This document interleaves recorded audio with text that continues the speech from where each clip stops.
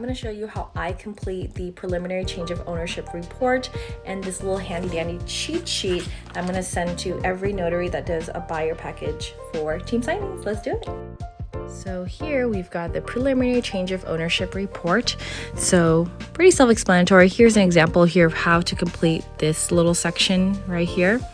So I will just have the buyer put their name down and just make sure it matches the deed of trust.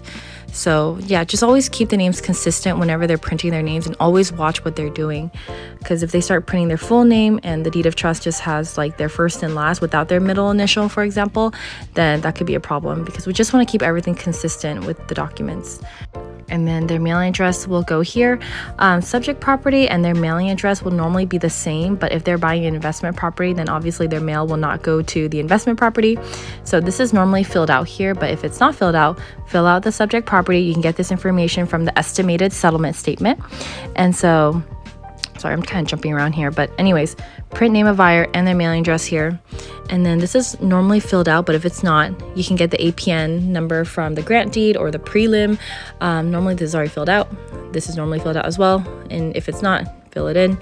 And just keep in mind that like the sellers are familiar with how this form works, so they'll be like, are you sure I put the phone number here or should it go here? And just tell them, no, the phone number goes here, because you know they're the little area code things here, and then the email will go here.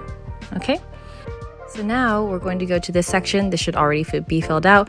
Print the name of the buyers. Again, make sure these match the name that's on the deed of trust, and if it's husband and wife, so both names will go on one line. And over here, it's husband and wife. I would just put like the husband's name here, wife's name here, all on separate lines, and then the mailing address. And then next question, it says, this property is intended as my principal residence, yes or no? If it's a primary, yes. If it's an investment property, no.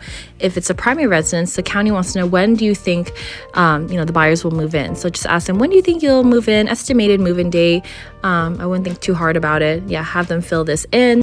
When I get to this section here, I just say that your property taxes will be reassessed, meaning you're not going to pay the same property taxes as the seller. These are exemptions from reassessment.